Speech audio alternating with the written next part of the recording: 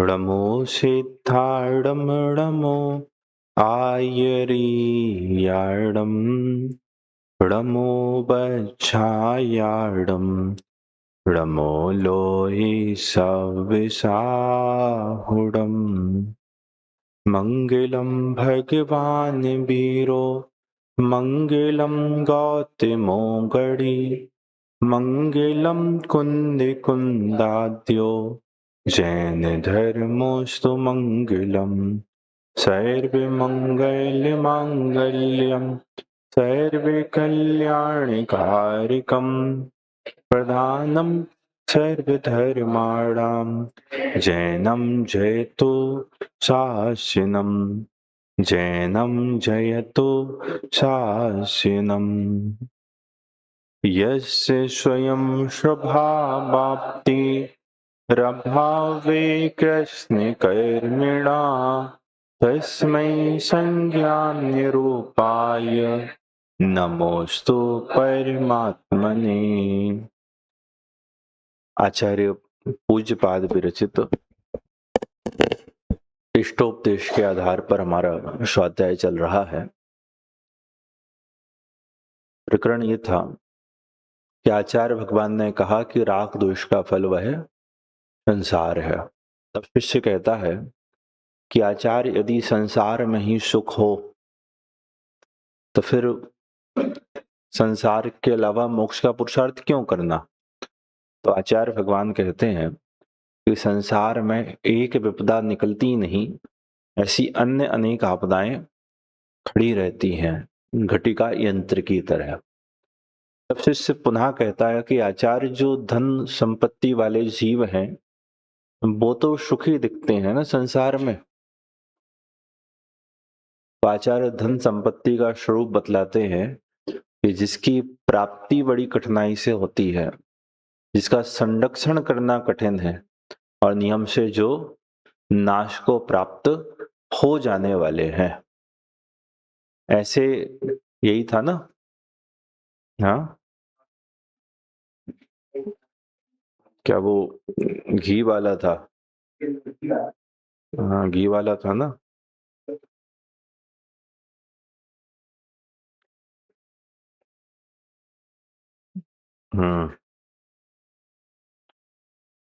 हाँ, वो ही है। मतलब कि जैसे कोई घी लगाकर ज्वरवान पुरुष ये माने कि मैं सुखी हो रहा हूं, ऐसी हालत उसकी है। तब शिष्य आचार्य से पुनः पूछता है, फिर भगवंत ये आपदाएं लगती क्यों नहीं है? क्योंकि हमें दूसरों की आपदाएं तो दूसरों पर आई आपदाएं तो आपदाएं लगती हैं, लेकिन बारी बारी से आपदाएं हमारे ऊपर भी आना पड़नी है, ऐसा इस जीव को प्रतिभास नहीं होता।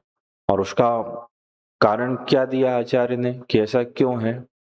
तो कहते हैं कि लोभात, लोभ के कारण। बड़ा सुंदर छंद था, हमने काफी पर्याप्त चर्चा उस विषय पर यहाँ कर ली है कि जैसे समय का व्यतीत होना आयु क्षय का हेतु है, ऐसे ही समय का बढ़ना यह ब्याज वृद्धि का हेतु है। मतलब एक काल में दो कार्य हो रहे हैं। जैसे जैसे समय बढ़ रहा है वैसे वैसे आयु कम हो रही है और वैसे वैसे ही धनिकों के धन में वृद्धि हो रही है। धनिकों को धन में वृद्धि का कारण समय का व्यतीत होना इष्ट लगता है। तो आचार्य कहते हैं कि इस जीव को अपने प्राणों से अधिक धन की वृद्धि प्रिय है, इसलिए इस लोभ के कारण दूसरों पर आई आपदाएं, संपत्ति आदि ये अपनी लगती हैं, लेकिन ये संपत्ति विनष्ट हो जाने वाली है, नष्ट हो जाने वाली है, खत्म हो जाने वाली है, ऐसा इस जीव के प्रतिभास नहीं होता। इससे बहुत सुंदर प्रश्न अब कर रहा है कि आचार्य आपकी बात ठीक है, लेकिन धन नहीं होगा, पैसा नहीं होगा तो फिर हम पुण्य कैसे करेंगे, हम धर्म कैसे करेंगे? उसका पुण्य मतलब धर्म। आज अच्छे प्रश्न पूछे थे, तो थोड़े से विषय को समझते हुए प्रश्न। पहला ही प्रश्न था, क्या था वो? व्यवहार है क्या निश्चय है? हाँ, आत्मा में रमणता व्यवहार है क्या निश्चय है? तो आत्मा में रमणता को धर्म कहना ये निश्चय है, कहना निश्चय है। आत्मा में रमणता तो रमणता है, तो निश्चय व्यवहार ये किसमें होते हैं? कथन में होते हैं। इसके बाद भी दूसरा प्रश्न भी अच्छा था, उसमें शायद कुछ कमी रह गई थी, लेकिन क्या था दूसरा प्रश्न?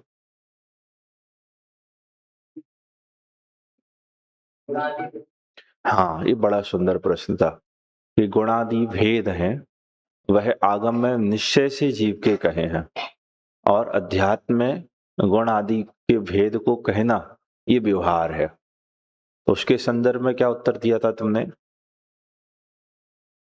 नहीं, वो जिसने प्रश्न पूछा। हाँ।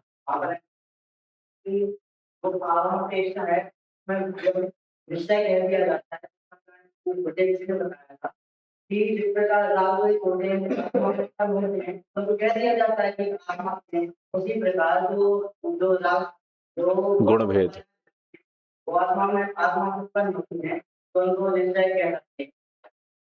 आगम द्रव्य गुण पर्यायात्मक वस्तु की बात करता है। वस्तु कैसी है? भेदा भेदात्मक।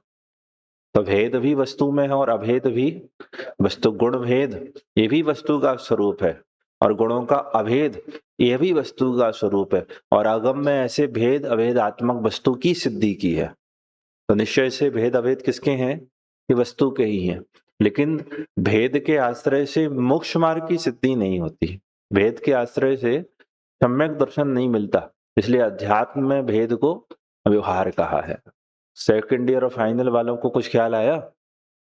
कल हमने आगम अध्यात्म की चर्चा मिथ्या दर्शन, सम्यक दर्शन, केवल ज्ञान और पर्याय बना के द्रव्य के संदर्भ में जो की थी। आज जो इसका प्रश्न था वो गुणभेद के संदर्भ में था। तो अध्यात्म गुणभेद को भी व्यवहार कहता है और आगम गुणभेद को निश्चय कहता है। चलिए, आइए क्या प्रश्न है यहाँ पर कि आचार्य से शिष्य कह रहा है कि भगवान मुझे कुछ अच्छे काम करने हैं। आगम पथरिया कहाँ है? भगवंत मुझे कुछ अच्छे काम करने हैं। तो अच्छे काम बिना पैसे के तो होते नहीं है। कि प्रकांत किसी का पैर टूट जाए, या किसी की आंख चली जाए, या किसी को कोई बीमारी हो जाए, और यदि आपको उसकी सहायता करनी है तो आपके पास पैसा होगा तभी तो सहायता करोगे। यदि पैसा ही नहीं होगा तो फिर कैसे आप दान करोगे, कैसे आप त्याग करोगे? पैसा ना होगा तो आप विधान नहीं करा सकते हो, आप पंच कल्याण को में पात्र नहीं बन सकते हो, आप मंदिर नहीं बनवा सकते हो। पैसा नहीं होगा तो आप किसी को भोजन नहीं करा सकते हो, ज्ञानियों को, संतों को। हाँ, तो बिना पैसे के होता क्या है, बिना धन के होता क्या है? तो भगवंत आप ये सब जो बातें कह रहे हो, ये आयु की वृद्धि, ये ब्याज वृद्धि का कारण है, और जो धनिक लोग, लोभी लोग हैं, उनको प्राणों से अधिक धन प्रिय है। तो धन तो प्रिय होना चाहिए ना। यदि धन की वृद्धि नहीं करेंगे, धन का लोभ नहीं करेंगे, तो हमारे सारे अच्छे काम क्या हो जाएंगे? ठप्प पड़ जाएंगे। तो किसके लिए करना? दान देने के लिए पैसा कमाना। किसके लिए करना? कि त्याग करने के लिए पैसा कमाना। किसके लिए करना? कि पुण्य कमाने के लिए पैसा कमाते हैं, क्योंकि इसके बिना पुण्य नहीं होता। देखो आचार्य भगवान क्या सुंदर उत्तर दे रहे हैं इसका। पहले उसका भूमिका पढ़ लेते हैं प्रश्न की। यहाँ पर शिष्य का कहना है, पृष्ठ क्रमांक 47 पर ऊपर ही लिखा हुआ है। यहाँ पर शिष्य का कहना है कि धन जिससे पुण्य का उपार्जन किया जाता है वह निंदा के योग्य क्यों है? पात्रों को दान देना, देव की पूजा करना आदि क्रियाएं पुण्य की कारण है। वे सब धन के बिना हो नहीं सकती। इसलिए पुण्य का साधन रूप धन निंद क्यों? वह तो प्रशंसनीय ही है। इसलिए जैसे बने वैसे धन को कमाकर पात्रादिकों में देकर सुख के लिए पुण्य का संचय करना चाहिए। इस विषय में आचार्य कहते हैं, उसका समाधान करते हैं। प्रश्न ख्याल में आया सबके? त्यागाय श्रेयसे वित्तम वित्ता संचिनोति यः स्वशरीरं सपंकेन स्नास्यामिति विलिम्पति। अब मैं एक लाइन पढ़ूंगा तो एक लाइन आप दोहराना। त्यागाय श्रेयसे वित्तम वित्ता संचिनोति यः।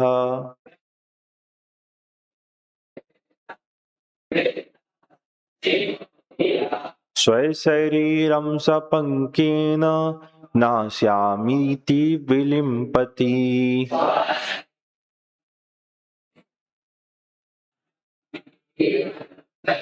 पढ़िए मिलकर।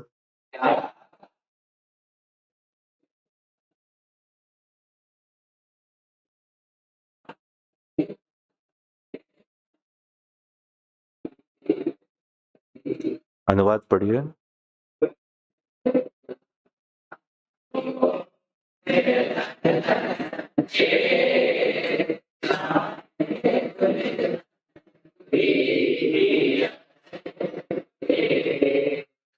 देखो क्या कह रहे हैं आचार्य देव। त्यागाय श्रेयसे वित्तम आवित्तः संचिनोति यह मतलब यह जो वित्तम अवित्त अवित्तः अवित्ता मतलब वित्त रहित धन रहित कौन की निर्धन।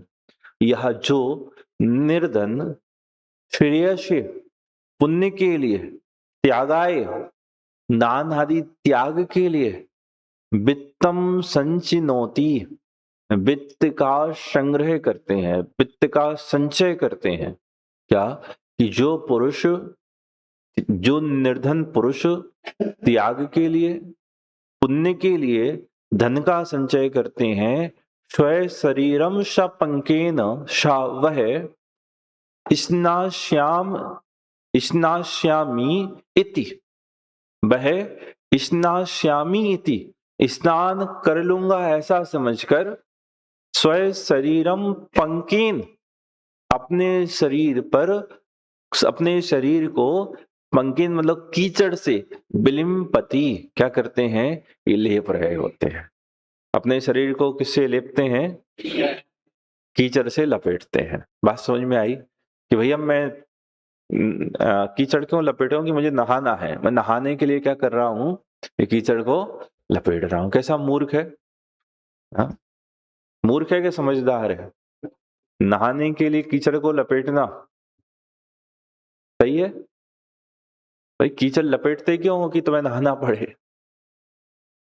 आप इसको इस दृष्टिकोण से समझना कि भाई आपने कीचड़ क्यों लपेटना नहाने के लिए। अरे क्यों फिर नहाने के लिए कीचड़ लपेटना।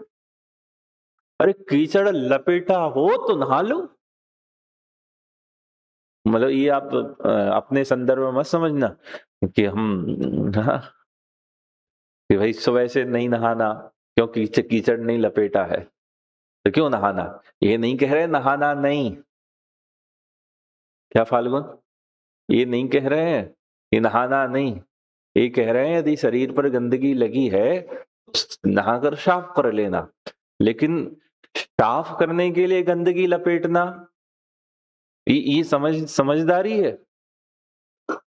साफ करने के लिए स्वय शरीरम अपने शरीर पर पंकेन कीचड़ को बिलिम्पति लपेटता है ये समझदारी है। ये तो मूर्खता है कि जैसे कोई व्यक्ति ये कहे कि मुझे नहाना है इसलिए मैं कीचड़ लपेटता हूं। ऐसे ही यह ज्ञानी ये कहता है कि मुझे दान देना है मुझे पुण्य करना है मुझे त्याग करना है इसके लिए मैं क्या करता हूं इसलिए मैं धन कमाता हूं। ये तो ऐसा है कि पाप इसलिए करता है क्योंकि मैं पाप का अभाव करना है। पाप क्यों करता है पुण्य करने के लिए। पाप क्यों करता है ये पुण्य करने के लिए। मतलब पाप किया तो पाप तो हुआ ना। तो पाप क्यों किया क्योंकि पाप करके फिर मैं पाप का अभाव करूंगा। पाप कर करके पाप का अभाव करूंगा। अरे पाप किया हो तो उसके अभाव के लिए पुण्य करना। लेकिन आप पुण्य क्यों करते पाप क्यों करते हो क्योंकि हम उसका अभाव कर सकें। कैसे समझदार कैसे मूर्ख प्राणी हो। किसी अन्य संदर्भ में बड़ी सुंदर पंक्ति लिखी है पूजन में कहीं कीचड़ लपेट तन धोना क्या फिर कूदे अग्नि में रोना क्या। और आगे पीछे कीचड़ लपेट तन धोना क्या कीचड़ लपेट लपेट के शरीर धो रहे हैं, क्या फायदा है इस सबसे? क्यों लपेटते हो? ऐसे ही आचार्य कह रहे हैं, पुण्य के लिए दान, पुण्य के लिए आप धन संपत्ति इकट्ठी करते हो, पुण्य के लिए मेहनत करते हो, पुण्य के लिए परिश्रम करते हो, पुण्य के लिए धन कमाने में पाप करते हो, मूर्ख हो तुम। यदि हो तो दान देना, यदि हो तो त्याग करना, यदि हो तो उपयोग करना, यदि नहीं है तो फिर उसके लिए करना ये तो गलत है। क्या दान के लिए पैसा कमाना गलत है? यदि पैसा हो तो दान देना। क्यों? क्योंकि पैसा कमाने में पाप होता है, पैसा कमाने में आकुलता, कष्ट होता है। कष्ट सहन कर करके कर करके धार्मिक क्रियाएं और धार्मिक आदि ये सब करना उचित नहीं है। यदि करना है तो शुद्ध भाव कर, यदि करना है तो आत्म सन्मुखता का पुरुषार्थ कर, यदि करना है वो नहीं हो पा रहा है तो कुछ पुण्य के काम कर, कुछ परिणामों की विशुद्धि रख, लेकिन ये तो मूर्खता है। ऐसे लोग में आपको सैकड़ों लोग मिल जाएंगे। एक्चुअल में तो दान का स्वरूप पता नहीं है लोगों को कि एक्चुअल में दान होता क्या है, दान का स्वरूप क्या है। धन दान को अभी आप पढ़ते हो कि धर्म के 10 लक्षण यदि पढ़ रहे हो प्रवचन की तैयारी के वास्ते, प्रवचन की तैयारी के लिए, तो उसमें लिखा है त्याग धर्म के प्रकरण में वास्तव में पैसा दान नाम का कोई दान का प्रकार ही नहीं है। 4 दान कहे, आहार, औषधि, अभय और ज्ञान दान।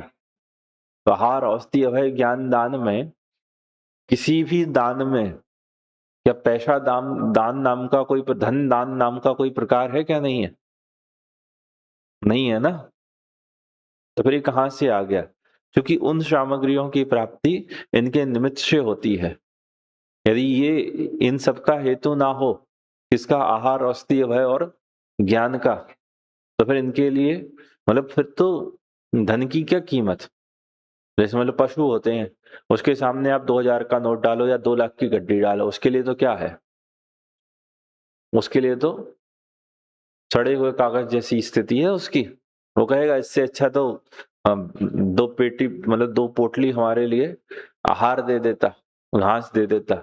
उसको 2 पोटली घास की कीमत है, लेकिन उस पैसे की कीमत नहीं। लेकिन हमारे मनुष्य में, हमारे और आपके जो समझ दो सामग्री का आदान प्रदान है, धन उसका माध्यम बनता है, इसलिए हमारे धन की कीमत है। स्वर्ग में क्या है धन की कीमत? की कुछ नहीं है।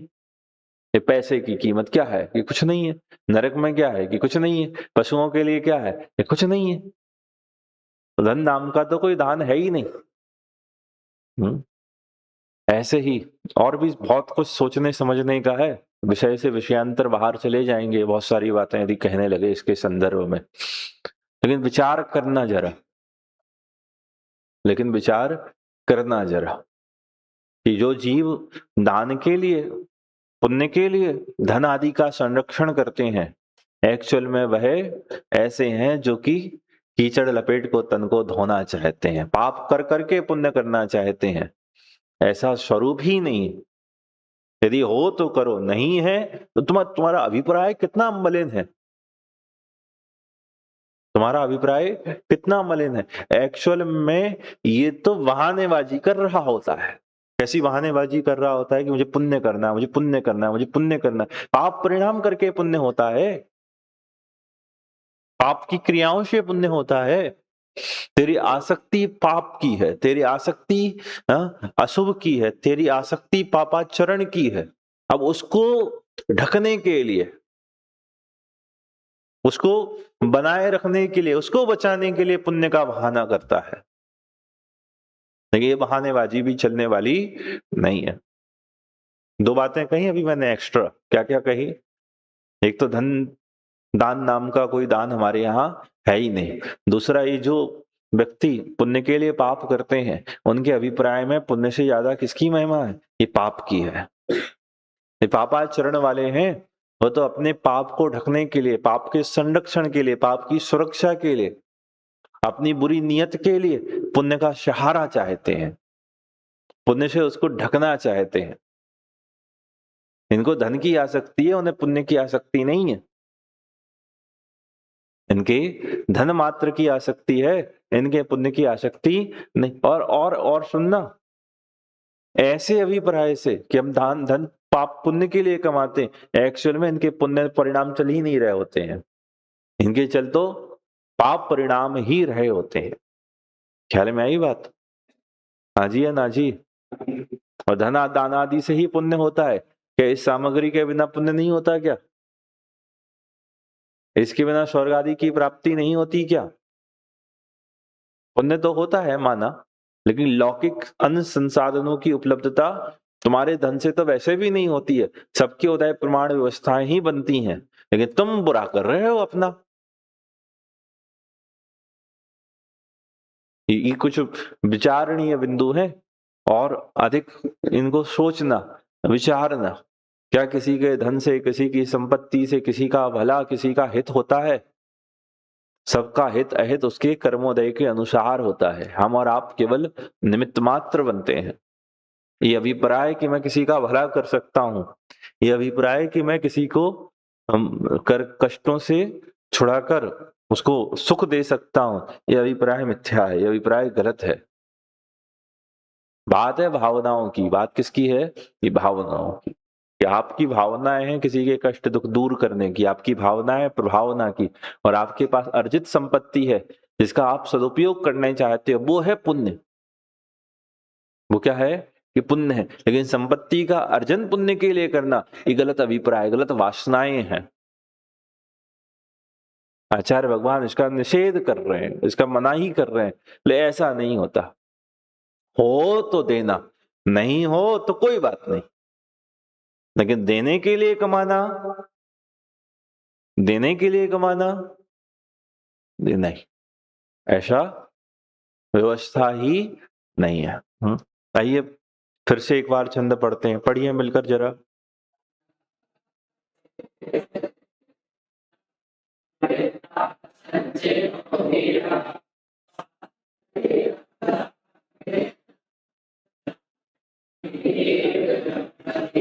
अनुवाद पढ़िए।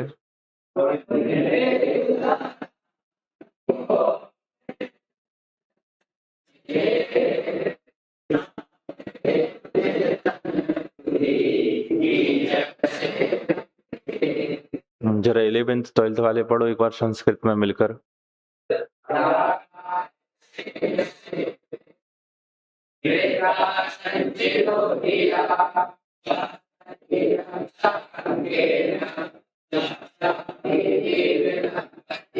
जो निर्धन पुण्य प्राप्ति होगी इसलिए दान करने के लिए धन कमाता है या जोड़ता है, वह स्नान कर लूंगा ऐसे ख्याल से अपने शरीर को कीचड़ से लपेटता है। और देखो आगे क्या कह रहे हैं आचार्य देव। जो निर्धन ऐसा ख्याल करे कि पात्रदान, देव पूजा आदि करने से नवीन पुण्य की प्राप्ति और पूर्वोपार्जित पाप की हानि होगी, इसलिए पात्र दान आदि करने के लिए धन कमाना चाहिए। नौकरी खेती आदि करके धन कमाता है, समझना चाहिए कि वह स्नान कर डालूंगा ऐसा विचार कर अपने शरीर को कीचड़ से लिप्त करता है। खुलासा यह है कि जैसे कोई आदमी अपने निर्मल अंग को स्नान कर लूंगा का ख्याल कर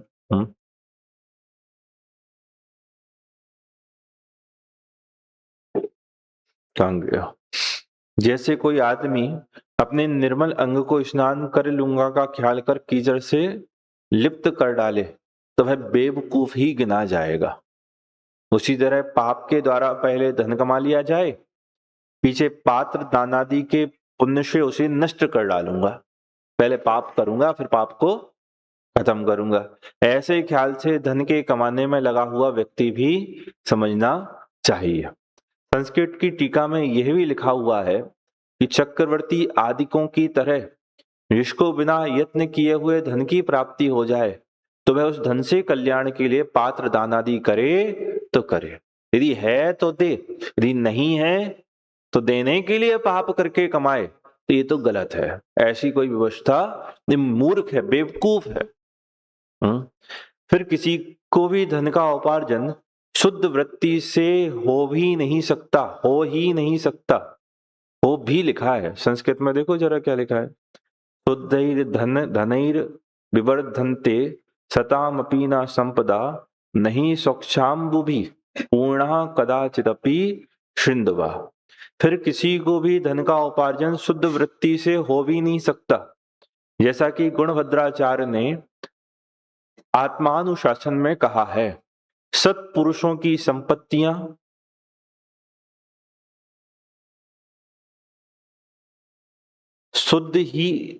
शुद्ध धन से बढ़ती हैं, यह बात नहीं है। क्या लिखा है? सत्पुरुषों की संपत्तियां शुद्ध धन से बढ़ती हैं, यह बात नहीं है।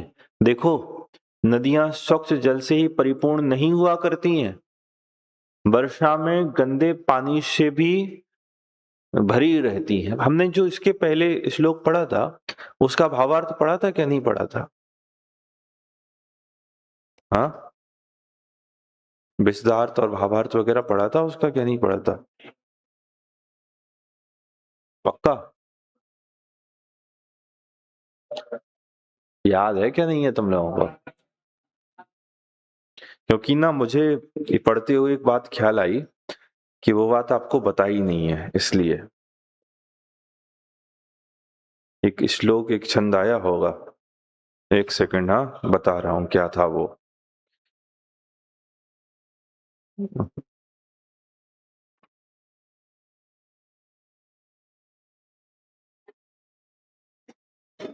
ये किस तरह का विषय आया था कि एक बार समुद्र भर सकता है, एक बार ये हो सकता है, लेकिन लोभियों का लोभ खत्म नहीं होता है। हो सकता आगे आना हो उसको।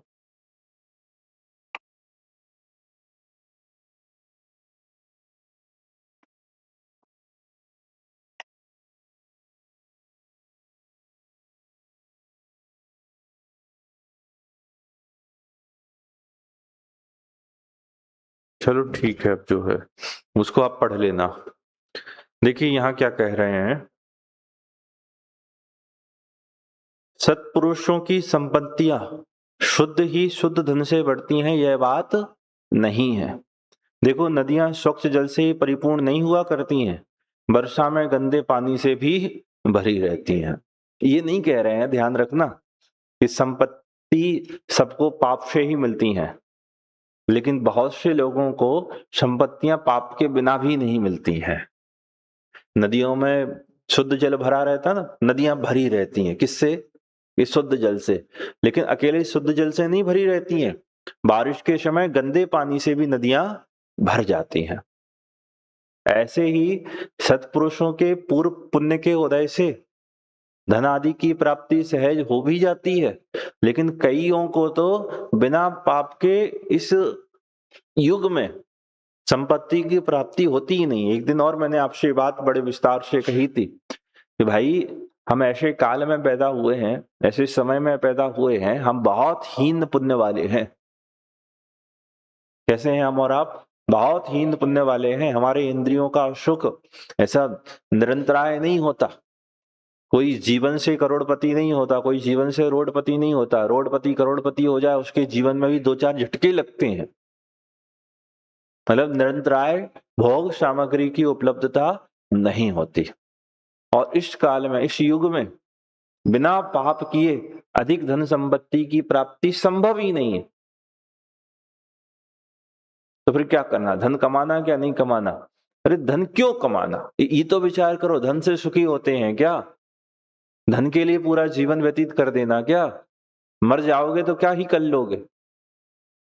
धन की दुर्गति बता रहे हैं।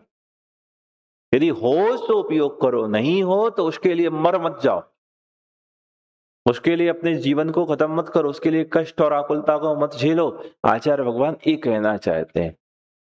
नहीं, ऐसे ही मिलती है, मिल जाती है, लेकिन बहुतों को बिना पाप के नहीं मिलती। मतलब आप धन की कीमत क्या कर रहे हो? अशुभ परिणाम कर रहे हो। धन की कीमत क्या कर रहे हो? कि पाप का संग्रह कर रहे हो। ऐसे समझना इसको जरा। जैसे आपको इच्छा हुई कि हम एक मोटरसाइकिल खरीद लें, एक क्या कर लें? मोटरसाइकिल खरीद लें। अभी आप कोई व्यापारी हैं, कोई छोटे से, तभी उतनी धन संपत्ति की व्यवस्था नहीं है, तो आपने तिकड़म बैठाई कोई, क्या बैठाई आपने कोई तिकड़म, किसी को ठग लिया, हाँ, किसी को अन्य रूप से छल लिया, तो ऐसे आपने ठग के, ऐसे छल के आपने संपत्ति इकट्ठी की, और उस संपत्ति से आपकी मोटरसाइकिल आ गई। ये जो मोटरसाइकिल मिली है किससे मिली है? ये छल कपट ठगना पाप इससे मिली है ना। इन सबसे पाप बंधा क्या नहीं बंधा? बिना पाप की संपत्ति नहीं मिलती है। ये कह रहे हैं अधिक संपत्ति में नहीं मिलती इस काल में। बहुतों को बिना यत्न किए, बिना पुरुषार्थ के, बिना मेहनत के मिल जाती है, लेकिन बहुतों को तो ये सब करना पड़ता है। मतलब आप धन की कीमत पाप का संचय करके चुका रहे हो, और फिर आप पुण्य करोगे उस पाप के मिटाने के लिए। मूर्खो, ऐसा करना ही क्यों? पहले घर में पानी घुसाओ गंदा गंदा, और फिर घर से पानी को बाहर निकालो, फिर घर में पानी घुसाओ, फिर घर से पानी को निकालो। मूर्ख हो क्या? फिर घुसाते क्यों हो, रखते क्यों हो अंदर पानी को गंदे? पहले बाहर का कचरा अपने घर में ले जाओ, और फिर अपने घर का कचरा बाहर निकालो। ऐसे ही पाप करके पहले कचरा इकट्ठा करो, और फिर पुण्य करके कचरा बाहर करो। ये काम करते ही क्यों हो? यदि कचरा आ गया हो तो फिर साफ करो, लेकिन कचरा इकट्ठा करके फिर साफ करना, ये समझदारी नहीं। घर तो साफ रखना, दान आदि का निषेध नहीं कर रहे, लेकिन दान आदि के लिए पाप करना ये श्रेष्ठ नहीं है। पुण्य के लिए पाप करना ये श्रेष्ठ नहीं है। ये प्रेरणा कर रहे हैं आचार्य देव।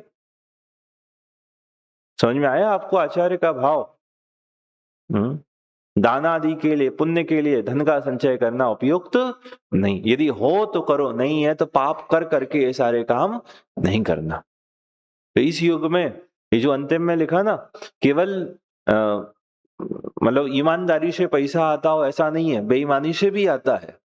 लेकिन एक बात और अच्छे से समझना, पैसा आपके बेईमानी करने से नहीं आया, पैसा तो आपके पुण्य के उदय से ही आया है पूर्वकृत। ये बेईमानी से तो आपके पाप का संचय हुआ है। जिनको ये लगता है ना ईमानदारी से नहीं कमाया जा सकता, वो बेईमानी की तिकड़म बैठाते हैं। तो उनके पैसा तो पुण्य से आता है, लेकिन वह बेईमानी के कारण पाप को बांधता हुआ आता है। कैसा आता है? पैसा आता पुण्य प्रमाण है, लेकिन जिनको ये लगता है कि पुण्य से नहीं, मेरे छल से आया, मेरे लोभ से आया, उनको कैसे आता है? ये पाप को बांधता हुआ धन का संचय होता है, जिस पाप को इसको भोगना पड़ेगा। इसीलिए लौकिक कोई भी कार्य हो आपके तिकड़म से नहीं सत्ते, आपके पुण्य से सत्ते हैं। लेकिन आप तिकड़म बैठाते हो तो ये सारे कार्य पाप को बांधते हुए सदते हैं, और फिर पाप के फल को भोगना पड़ेगा। फिर पाप के फल को भोगना पड़ेगा। ये तो सब एक्स्ट्रा बातें बता रहा हूं, मूल में आचार्य भगवान ये बता रहे हैं। शिष्य को ये जब समझाया कि धन, लोभियों को धन प्राणों से बढ़कर लगता है, तब शिष्य कहता है कि आचार्य धन नहीं होगा तो पुण्य कैसे करेंगे? तो आचार्य कह रहे हैं, स्पष्ट निर्देश दे रहे हैं कि भाई पुण्य के लिए धन कमाना श्रेष्ठ नहीं है, पुण्य के लिए धन कमाना श्रेष्ठ नहीं है। अब शिष्य और समझदार है, वो कहता ठीक है भगवान, दान पूजा आदि के लिए धन नहीं कमाएंगे, लेकिन भोगों के लिए तो धन कमाना पड़ेगा ना। समझ में आया? ठीक है, हम पाप कर करके पुण्य नहीं करेंगे, होगा सो पुण्य करेंगे यथा सामर्थ्य यथा शक्य, लेकिन भोगों के लिए तो धन चाहिए क्या नहीं चाहिए? बिना धन के, बिना संपत्ति के जो इंद्रिय भोग हैं, 5 इंद्रिय भोगों की जो सामग्री है, उसकी प्राप्ति तो नहीं होती। अब तो कर लें हम धन संचय, अब तो हमें मेहनत करने दोगे क्या नहीं पाप की? अब उत्तर आप दे सकते हो इसका कुछ? जब आचार्य पुण्य के लिए धन के संचय का निषेध कर रहे हैं, तो पाप के लिए धन के संचय की परमिशन कैसे दे देंगे? जब पुण्य के लिए पाप करने का निषेध कर रहे हैं, तो फिर पाप के लिए पाप करने का उपदेश कैसे दे देंगे? पॉइंट समझ में आया? आइए पढ़ते हैं अगला श्लोक। बिल्कुल सरल सरल श्लोक है, छोटे छोटे से। देखो अभी उत्थानी का और पढ़ लो। फिर शिष्य कहता है कि भगवान, धन के कमाने में यदि ज्यादातर पाप होता है और दुख का कारण होने से धन निंद है, तो धन के बिना भोग और उपभोग भी नहीं हो सकते। भोग जानते हो, जिसको एक बार भोगा जाए उसको भोग कहते हैं।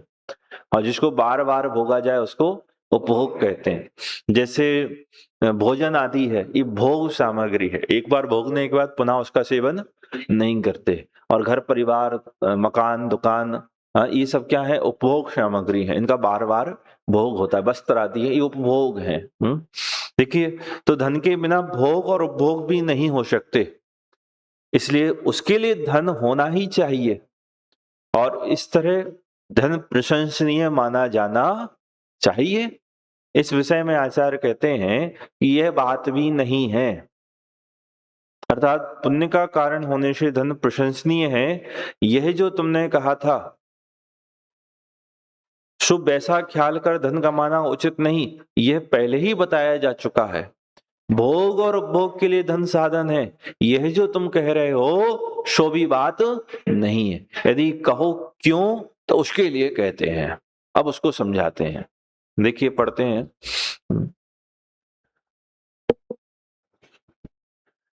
आरंभे तापिकान प्राप्ता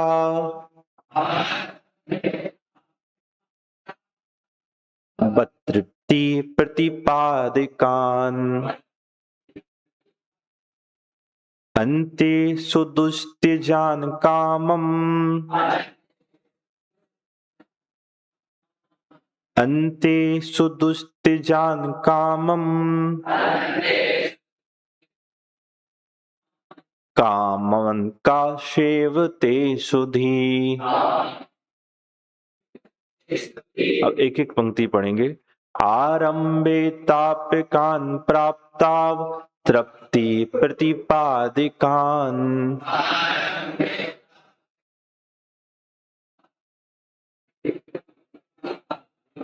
अन्ते सुदुस्त्यजान कामम कामान का सेवते सुधी।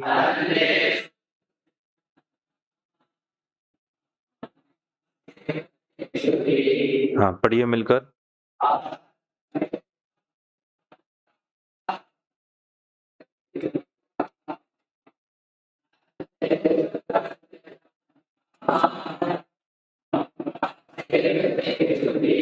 अनुवाद पढ़िए।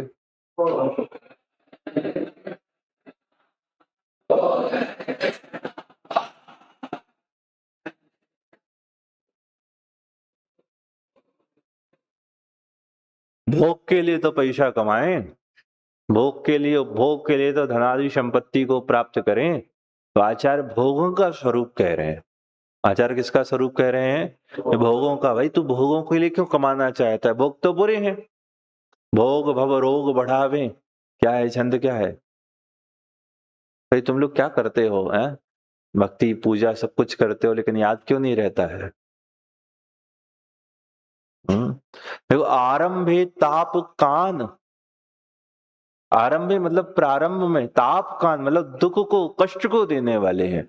ये जो भोग उपभोग की सामग्री है, ये आरंभ में मतलब जब प्राप्त की जाती है, उसकी प्राप्ति की जाती है, उस काल में कैसे हैं? ताप कान, ये दुख कष्ट को देते हैं, संताप करने वाले। ऐसे ही नहीं मिल जाती है, ये मेहनत करना पड़ता, परिश्रम करना पड़ता, आकुलता करनी पड़ती है, दुख भोगना पड़ता है, तब जाके सामग्री मिलती है। तो आरंभे ताप कान, आरंभ में संताप करने वाले हैं, दुखों को देने वाले हैं।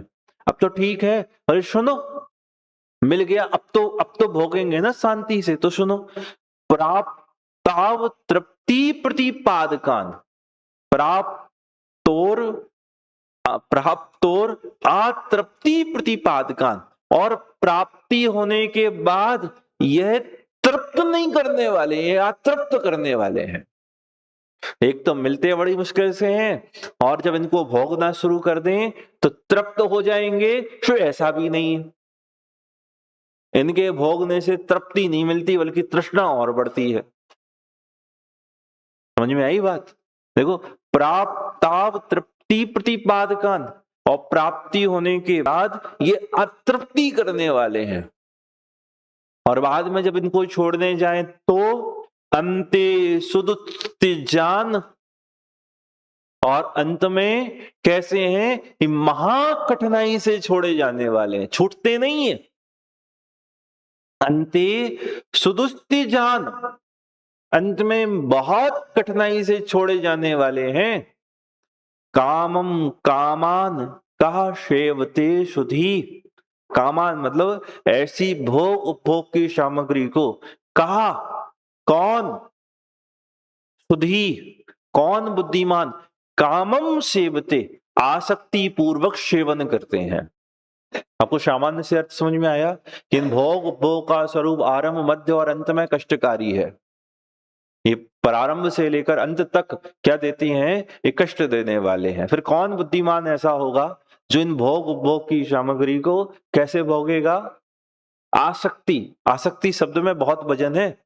आज जो शाम को हम कक्षा में बात करेंगे ना 72 नंबर की गाथा, वहां पर भी ये थोड़ी सी बात आएगी।